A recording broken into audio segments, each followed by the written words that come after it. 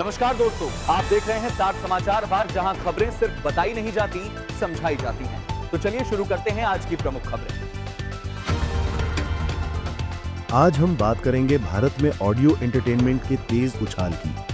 हाल ही में एक सर्वे में ये सामने आया है कि लगभग हर दूसरा सुनने वाला रोजाना 10 से अधिक ऑडियो एपिसोड सुन रहा है और कई लोग 90 मिनट से भी ज्यादा समय ऑडियो कंटेंट के लिए निकाल रहे हैं। इससे ये स्पष्ट होता है कि ऑडियो अब सिर्फ साइड फॉर्मेट नहीं रहा, बल्कि मुख्य धारा का हिस्सा बन गया है। चाहे ऐसा सुनने का समय हो या कम्यूट, चालना या काम के दौरान, लोग अपनी दुनिया में ऑडियो के जरिए जुड़ रहे हैं। यही नहीं, सर्वे में ये भी दिखा है कि हिंदी भाषा में इस कंटेंट की बढ़ती पहुंच है। तो अगली बार जब आप सुनने बैठें, ध्यान दें, ये सिर्फ सुनना नहीं, बल्कि नया ट्रेंड है। भाषा और लोकजन की सुनवाई।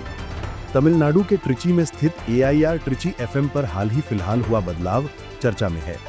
स्टेशन ने रात के अपने प्रसारण में हिंदी भाषा कार्यक्रम शुरू किया था, लेकिन लोगों ने विरोध जताया। उन्होंने कहा कि हमें तमिल भाषा की अपनत्व और सम्मान चाहिए। विरोध के बाद 31 मई से पुनः तमिल भाषा का प्रसारण शुरू किया गया है। ये घटना सिर्फ एक भाषा परिवर्तन नहीं, बल्कि ये संदेश है कि मीडिया द्वारा जनभावना और क्षेत्रीय भाषा का सम्मान बेहद महत्वपूर्ण है। इस बदलाव से ये स्पष्ट हो गया है कि लोगों की आवाज सुनी गई है।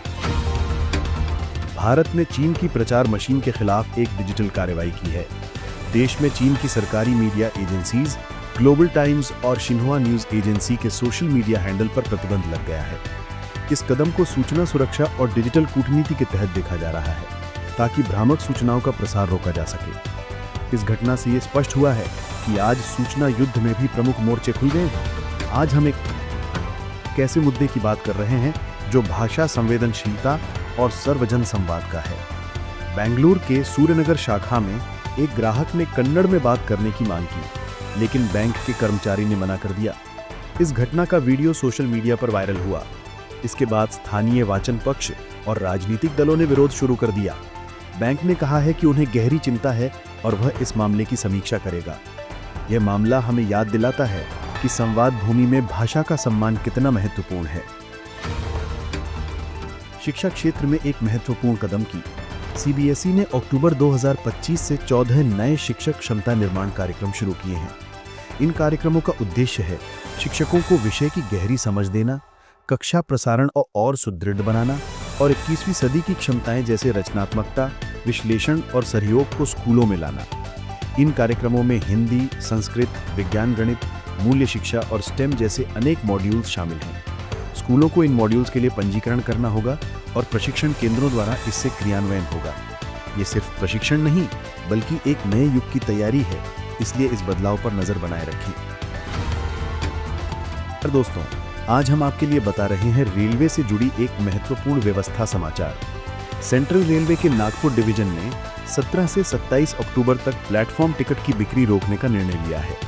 इसका उद्देश्य है दशहरा और छठ पर्व के दौरान स्टेशन पर होने वाली भारी भीड़ को नियंत्रित करना।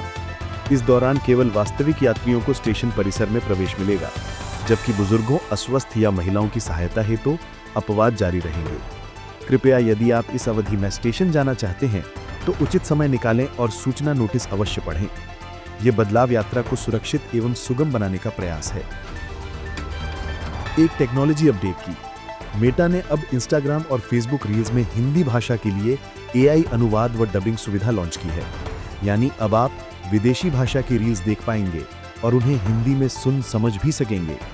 इस कदम का मतलब है सोशल मीडिया की पहुंच सिर्फ अंग्रेजी भाषियों तक नहीं, बल्कि हिंदी भाषी यूजर्स तक भी सहज होगा। यह बदलाव केवल भाषा सुविधा का नहीं, बल्कि सहभागिता, क्रिएटर विस्तार और डिजिटल समावेशन का संकेत है। तो अगली बार जब आप रील्स देखें, ध्यान दें कि अब हिंदी में सुने विकल्प भी दिख सकता है। त्योहारी सीजन में साइबर फ्रॉड का खतरा बढ़ गया है, क्योंकि अपराधी अब जनरेटिव AI तकनीक का इस्तेमाल कर रहे हैं। भारत में हाल ही में जारी एक रिपोर्ट बताती है कि हर 3 में से 1 व्यक्ति इस तरह के फ्रॉड का शिकार हुआ है और लगभग 37% को आर्थिक नुकसान भी हुआ है।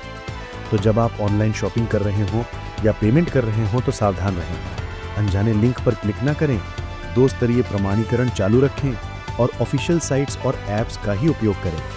डिजिटल सुरक्षा सिर्फ तकनीक का विषय नहीं, हमारा व्यक्तिगत उत्तरदायित्व है। भारत में एवोकाडो यानी हरा सोना अब सिर्फ विदेशी फल नहीं रहा। देश में इसकी मांग इतनी बढ़ गई है कि किसान उद्यमी इसे अगले बड़े विकल्प के रूप में देख रहे हैं।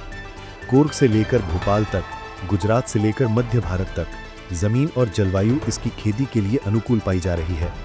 आयात दबाव, स्वास्थ्य प्रवृत्तियां और सोशल मीडिया ट्रेंड ने इस फल को एक नई दिशा दी है। तो यदि आप सोच रहे हैं कि अगला कृषि इन्वेस्टमेंट क्या हो सकता है ये हरा सोना ही हो। पंजाबी यूनिवर्सिटी के एक अध्ययन ने यह दिखाया है कि हिंदी फिल्म संगीत की सुनामी में सितार ने छुपा खजाना संभाले हुए था।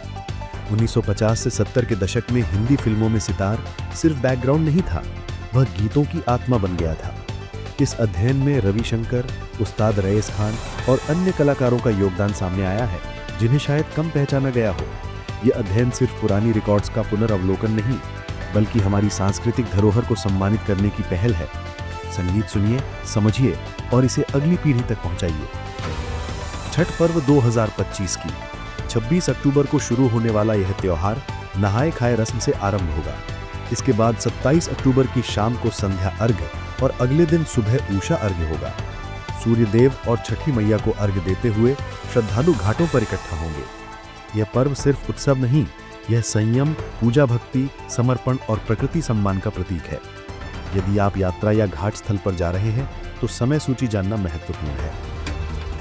भारत अपनी पश्चिमी सीमांत पर अगले माह 30 अक्टूबर से 10 नवंबर 2025 तक त्रिशूल नामक त्रिसेवा अभ्यास कर रहा है।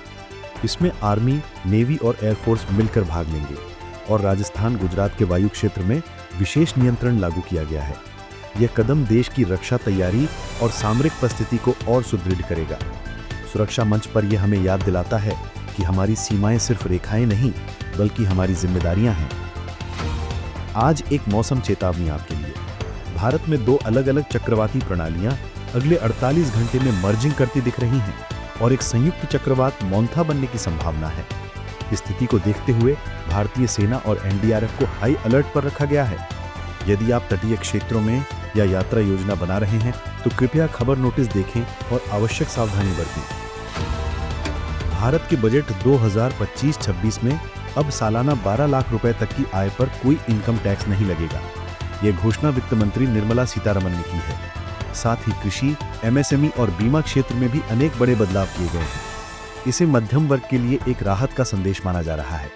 यदि आप नौकरी या व्यवसाय कर रहे हैं या टैक्स योजना बना रहे हैं तो ये बदलाव आपके लिए महत्वपूर्ण हो सकता है। राष्ट्रीय स्वयंसेवक संघ ने कहा है कि मातृभाषा में प्राथमिक शिक्षा होनी चाहिए। संघ के प्रचार प्रमुख सुनील अंबेकर के अनुसार हमारी सभी भाषाएं राष्ट्रीय हैं और शिक्षा प्रारंभ मातृभाषा में होने से छात्र बेहतर सीखते हैं और संस्कृति सम्मान भी बढ़ता है। ये विचार भाषा संवेदनशीलता और शिक्षा नीति में बदलाव की दिशा में एक संकेत है।